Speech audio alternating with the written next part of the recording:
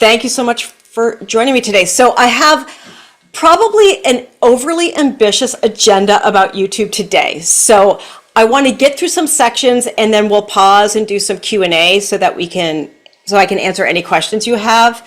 If I'm going too fast, just be like, slow down, Sharon. Like, I feel like I say these things all the time, but I realize it's not always easy to get into YouTube for the very first time. So before we start, let me see if I can figure out how to do a poll. I've never done one before. I have a little quick poll to find out how you are right now at YouTube. So, do you think you're a pro? You're getting by? You have no idea what I'm talking about? And then the second question is, what's the one thing you wish you knew about YouTube? And hopefully I'll answer it today, and if not, it'll be on the next one. Most of you are getting by okay. One person, I love your honesty, like, why are you even here, right? Like, what is that? Let's see, can I see what your details are here? Format the outro, how to post, create a channel, getting views and monetizing content. All right, so today we're going to talk about how to post on YouTube. I wasn't going to go through the basics of creating a channel, but I do have, we could go through that it's not hard to create a channel. Most of the problem is going to be through your compliance. So how your compliance is going to allow you to create that channel is different for all of you. And Danielle, with your Raymond James, I believe you just go through RJ Connect and you have the access to create a channel there. I think you have to actually set it up first and then send it to compliance, but I can send you some information about that after if we don't have time to cover it. All right, let's get started. Here we go. All right, so the main focus of this was to take your already in existence YouTube channel and optimize it so that you have the best possible results when you are using your videos. Today YouTube has something like 2.5 billion users worldwide, and at least 200 million of those are in the US alone, which is pretty incredible. Today, my goal is to talk about optimizing your channel, how to use playlists, and how to look at your analytics. So I want to talk about first when you get that channel set up. So really all you need is an email address to get your channel set up. It used to be that you needed a Gmail address, but now I think any address will work. And I know if you're with Raymond James, you have to use your Raymond James. I'm pretty sure you have to use your Raymond James address. It used to be that way. But once you apply for YouTube through your compliance or however it's going to work, you're going to be faced with a couple of choices. And really what you want is when people come to your YouTube channel, they know that they're in the right place. So you want to think about YouTube as an extension of your brand, not just a video hosting section. And so you're going to want to have some cover art, have a logo or profile picture, make sure you've got some copy here. All of those things are important so that when people click on your channel, they know it's you.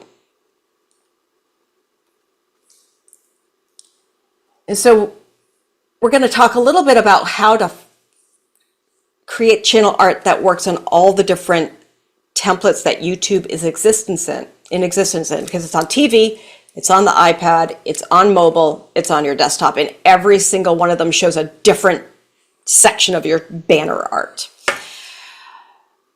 You want to have a nice, bright, vibrant logo. Or even your profile picture. People like to interact with people when they're doing business, not so much just a faceless brand. So you can consider having something like your team photo here, if it's not like 100 people in that team photo, because then it won't show up. But you want something bright and something bold, because this icon is going to be used across the channel on YouTube. It's going to be in the feed, and it's also going to be your subscriber button. So you want something that's eye-catching, something that's kind of simple and bold. You can create a handle for your YouTube channel. So we could have had @ Decanter, but we chose to have @Advisor Video Academy because we use YouTube as an educational channel for our business, not so much a branding channel. And then you have the option of creating some content here, some descriptive copy. Now it has a 1,000-character limit, and I'm sure compliance needs something in there, but you should start with a couple of sentences about why people should be on your YouTube channel. What content are you offering and why they should subscribe? And then you can go in with who you are and your disclosure information right here.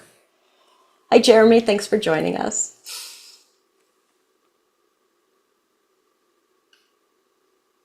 All right, so when you're developing your channel art, this is how big it needs to be. You have to have all this extra information because on TV, you've got this huge space. And you can add text and icons or whatever you want in this space, but it's not going to show up on desktop and it's not going to show up on mobile. So I don't know if you've used YouTube on your TV, but it's this giant graphic. This text and logo safe area is the inside right here. So anything that's super important needs to be within those borders. Now YouTube has this available to download. If you use Canva, they have YouTube templates, but I will let you know that their templates, at least the ones that I've played around with, are not quite accurate. So when I upload them to YouTube, it's always not quite exactly there. So I always suggest like create your graphic, upload it to YouTube, check it, as you might have to make some small adjustments to make sure that your logo doesn't get cut off on mobile or that you have text that's not reading correctly.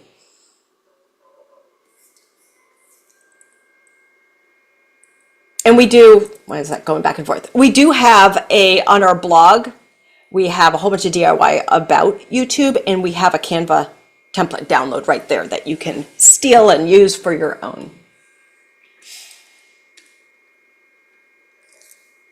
All right. Any questions about branding on your YouTube channel? Perfect. You do have the opportunity to have a welcome video. Here, you can just pick whatever video you want, or you can actually create a video specifically for new people who are like non-subscriber people, and you can create one for subscribers so that they don't have the same video as the non-subscriber. So you could create a video saying, hey, this is what I'm talking about on my YouTube channel, you should subscribe, and then you can have another video that gets fed up to subscribers. That might be something different. All right. Here's your text. Like I said, 1,000-character limit. Make sure that the first sentence is about why people need to be there. All right. The second key way of branding your content on YouTube is to what we call weaponize your thumbnails. So this is all about showing up in the grid, because when you go to YouTube, it's just a sea of rectangles. So you can take this opportunity to create a brand identity for your thumbnails. And they don't all have to be identical, but here's ours here with Laura.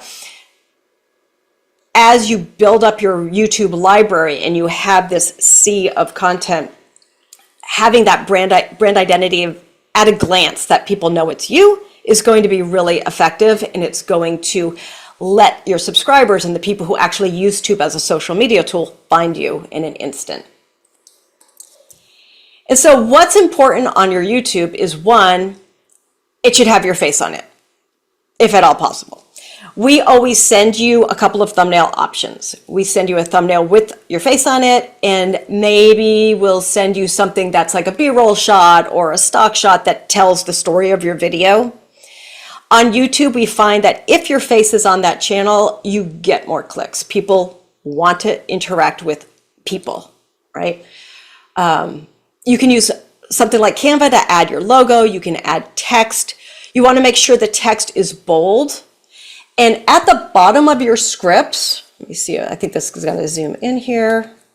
At the bottom of your scripts that you get from us, you should have a website, blog copy, and title. So here's your YouTube title right here.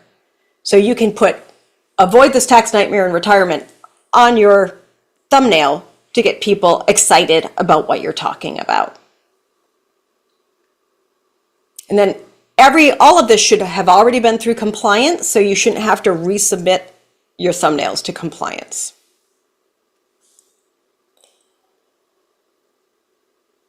Any questions about just setting up your branding on YouTube? Has any of you used Canva? I mean, you could do this in PowerPoint, like you can do it with any kind of graphics program that you have available. All right, so we're going to talk about optimizing your channel. This is fantastic. It gets more SEOs. You're going to show up in SEO search. Sorry. It's going to save you time every single time you upload a video because you can create global settings so that you don't have to keep doing it every single time you upload. So the first thing you need to do is you go up here to the right-hand corner where your icon is sitting, and you're going to go down to YouTube Studio, right here. And then down on the left corner here, you're going to go to Settings.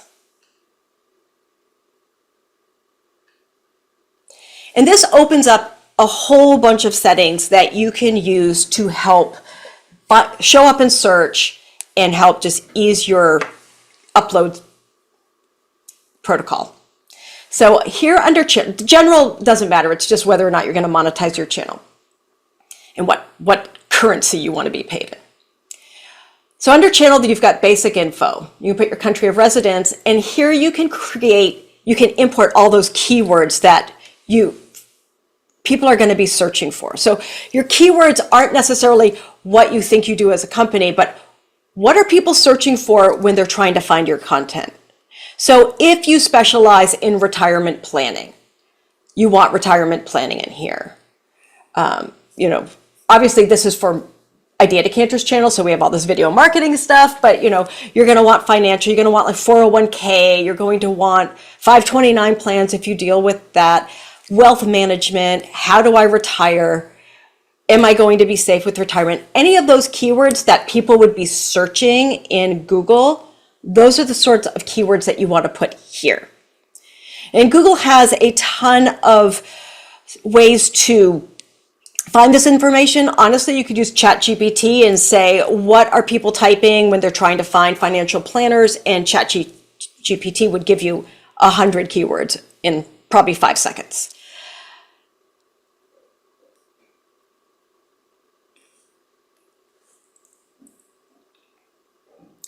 Next, there's some advanced settings here. If you're not making channels for kids, I highly recommend clicking this Not Made for Kids, because YouTube has different regulations for people who are creating content for children.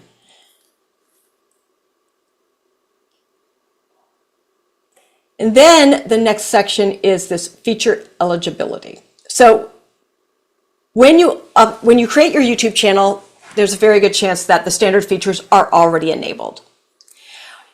What you want to do is make sure you enable the intermediate features. So this is going to allow you to upload those custom thumbnails. If you don't enable this, then you're stuck with whatever YouTube decides is the thumbnail, and 9 times out of 10, it's you making the most ridiculous face possible in that video. In order to enable it, you just have to go through like this Google thing. They want a cell phone number connected to your Google account. That's pretty much all they need for this to happen. The advanced features, I think you need to have a certain amount of subscribers before this is enabled. And someone asked about monetizing your channel. This is how you apply to monetize that channel.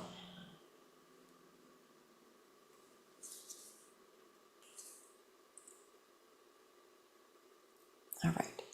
Now, under upload defaults, this is where you can create global elements that you want at the bottom of every single one of your YouTube videos. So here we've got, where to find us on LinkedIn, connect with us. We have, I think above this, we have where our website is. So any kind of hyperlinks you want, any kind of tagline you want, any sort of information that you would like attached to every single video goes here. Now you don't need to put your disclosure here because your disclosure is going to be in your About Us section. But depending on your compliance, you may need to. So you'll have to ask your compliance officer if it's necessary or not. Now, we're putting that disclosure on the end of all your videos, so it feels a bit redundant, but if we know anything about compliance, they just love their disclosures so much. You can also choose here your global visibility. I like to put all of my videos globally as unlisted. Now, if you put a video as private, sometimes that will ping your compliance officer that you've got a video that needs to go to compliance. And if it's already been through compliance, it can create some confusion. So I don't recommend putting things as private unless you want someone to have a password to access your information, and you might want to talk to your compliance person first. I don't necessarily recommend putting public, because if you're uploading something and there's a surge or brownout in your current or your internet, you can get some weird artifacts. And so I always recommend start with unlisted, watch your video one more time, and then make it public. Because I have had weird green flashes happen in a video in the past. You also have some advanced features where you can create like standard YouTube license. I think that comes as default. You can choose your category. Now, YouTube loves their categories. So if you have educational content, if you want to be under how-to, if you want to be under lifestyle, there might be a financial channel. I am not 1,000% sure about that. You can choose what your language is, all that kind of thing. Most importantly, here is where you disable the comments, because unless you've got some special compliance thing, I'm pretty sure you have to disable the comments on your videos. Once you do it here, you never have to worry about it again. It's going to be disabled across the board. That's probably the single most time-saving option that you have in the back end of YouTube.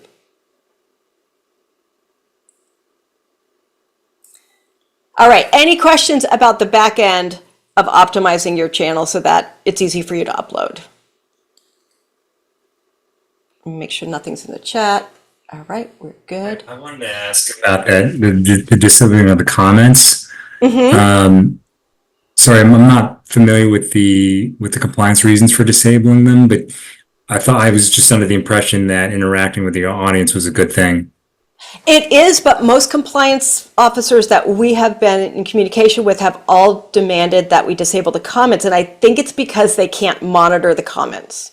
Now, that could change in the future, but that is the information I have today. Mm-hmm. And you could certainly ask your compliance, like, is this something that you allow? Sure, and that's exactly what if we know anything, it's all different for everybody, right? That was exactly what we were told. It's the same protocol. They can't monitor it, and there's no way to capture all of the conversation.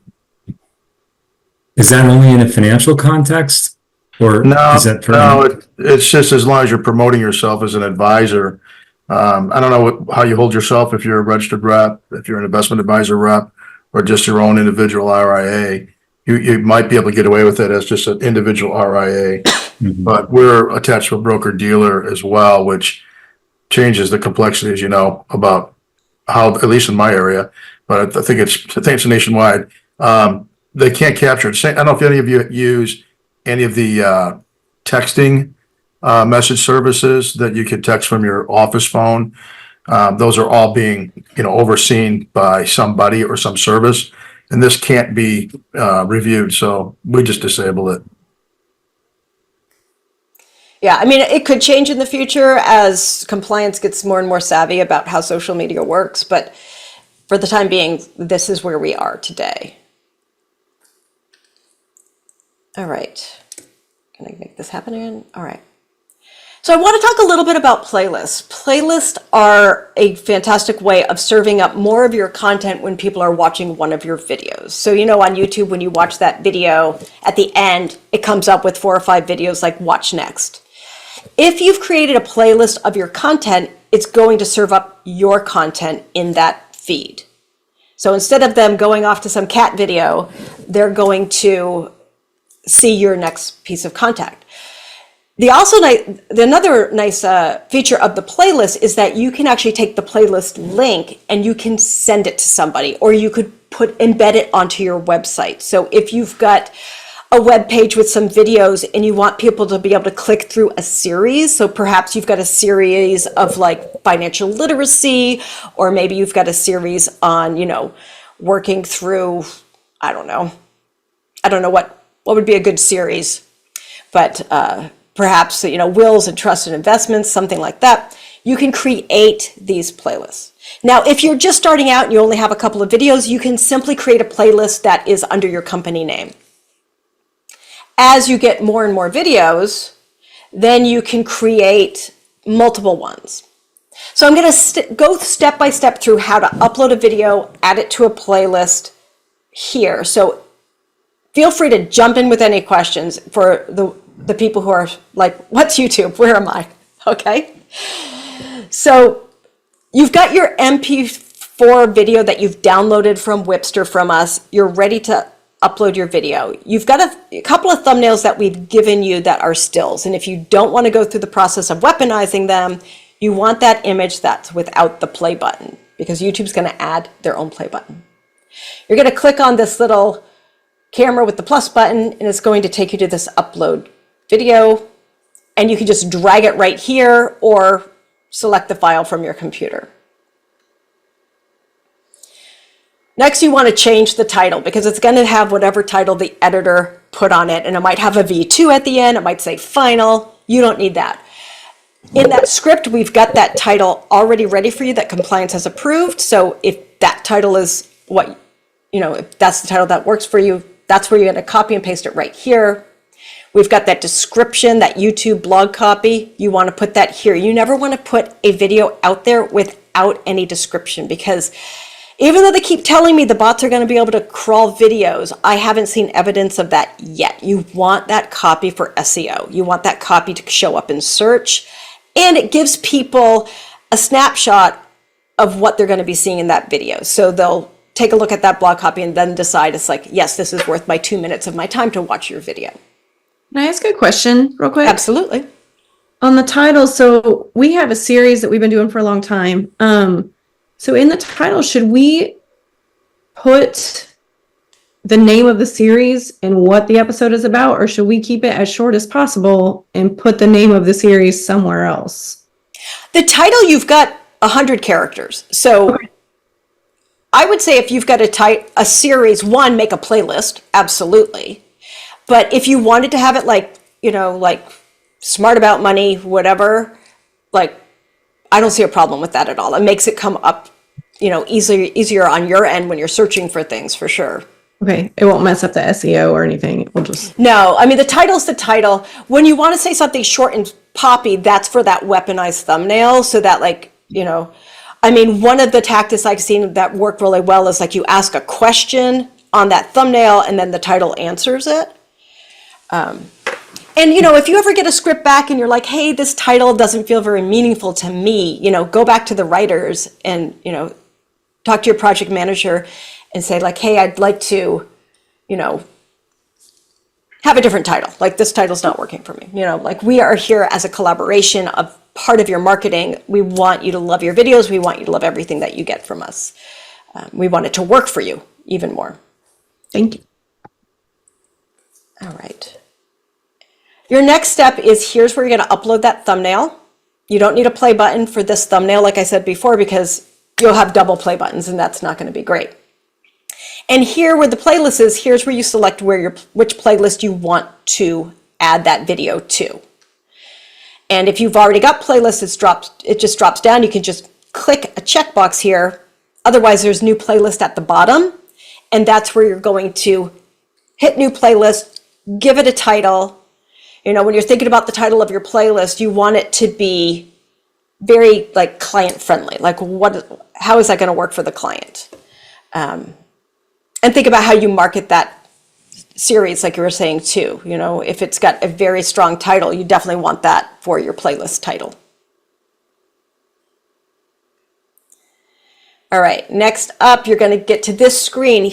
You've already got subtitles burned into your videos, so you don't have to worry about subtitles. If you're creating content on your own, here you can add subtitles, and you can either upload your own subtitle file, or you can use YouTube's AI to create your subtitles here.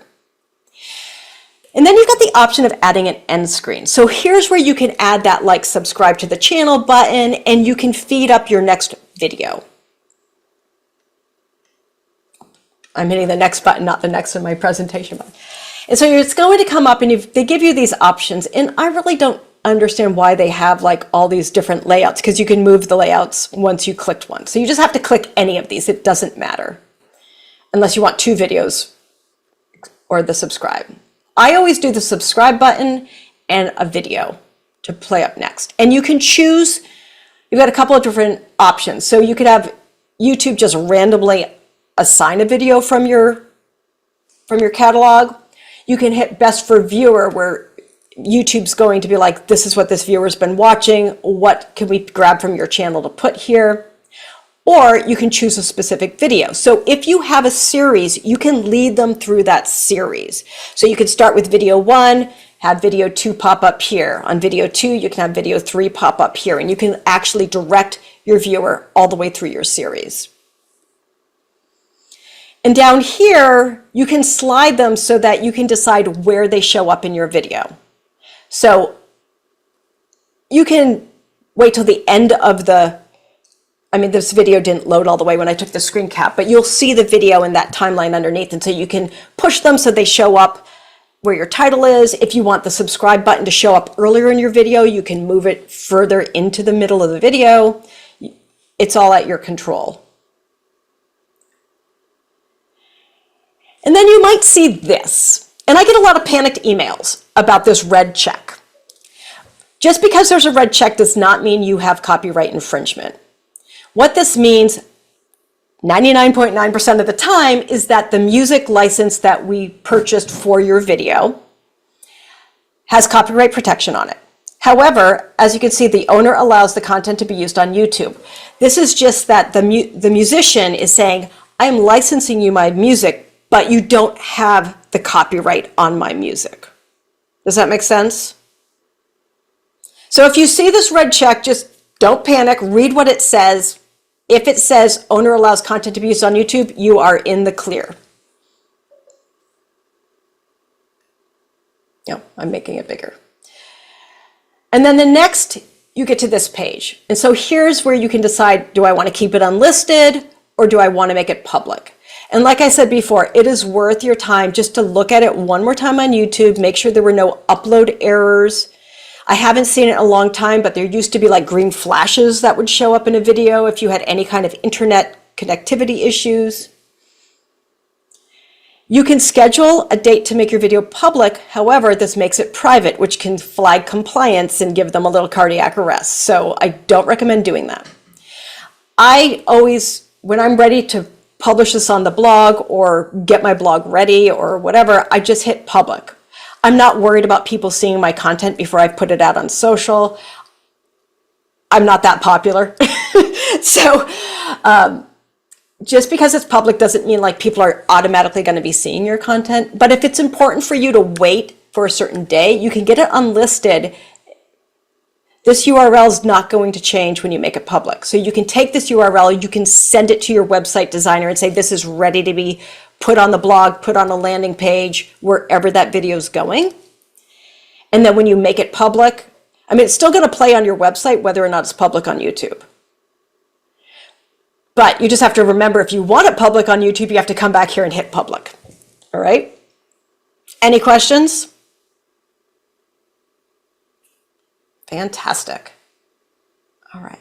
Oh, sorry. I'm so sorry. I do actually have one more question. When you're Sure. in there, how do people put in the, when you're watching a video and it has on the bottom, you can see like, oh, if I click here in the timeline, it will jump to this part of the video.